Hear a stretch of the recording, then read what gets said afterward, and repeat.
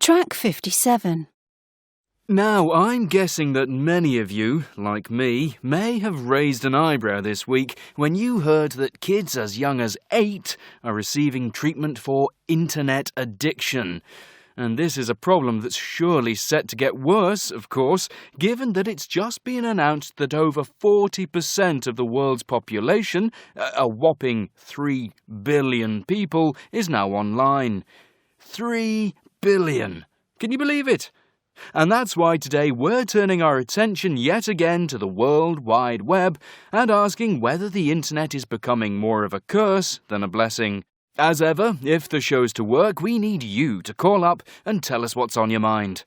And I think we have our first caller on line 1. It's Joyce in Crawley. Joyce, hello.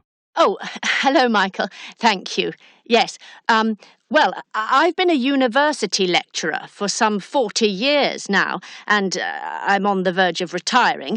I'm due to stop work in the summer, and I must say I'm awfully glad about it.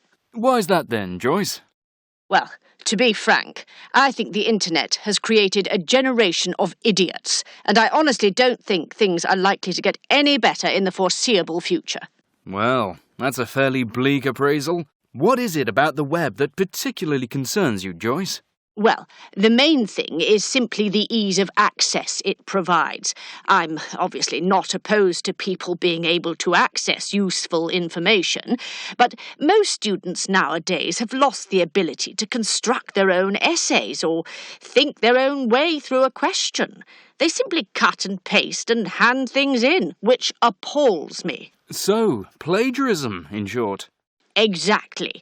But you try telling them that. Well, luckily I don't have to, Joyce. And on the plus side, you won't have to either for that much longer. Next up, I think it's Oliver, phoning in from Barnstable. Are you there, Oliver?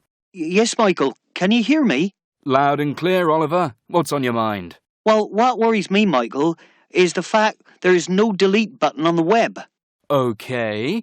You're going to have to expand on that a bit, Oliver. I'm not quite sure I know what you mean. Well, look, people like me, what you might call digital natives, right? We've grown up with the internet, and sharing online is a normal part of how we live. Most young people don't think twice about what they share when. And I just think that's bound to cause problems in the long run. You think there's some oversharing going on then, Oliver? I do, yeah. And I think people are pretty naive too. You know, they'll post up crazy photos from parties and fire off comments in the heat of the moment and just assume that they can delete it all later. Well, there are firms that can tidy up your online profile these days, aren't there? Yeah, sure, to a degree. But you can never really know if someone's copied what you've posted, can you? And things can easily come back to haunt you later on. And you're saying the chances of people avoiding all this are pretty slim? To put it mildly, yes. People need to wake up. And wise up, really. Sound advice, I'd say. Next up is Nigel in Manchester. Hello. Hello there, Michael. Nice to be with you. Long-time listener here. What I wanted to say was, it's time we got tough and cracked down more on the web. And how do you propose we do that, then? Well, if it were up to me, I'd arrest anyone caught looking at banned websites. I mean, they must know who these people are, mustn't they, the government? That's a huge online policing presence you're suggesting there, Nigel. And in all likelihood, most offenders are actually pretty harmless when it comes down to it. Yeah, OK. But maybe we should make an example out of one or two people then, you know. Hit them with the toughest sentences we can. Like all the spammers and online fraudsters and so on.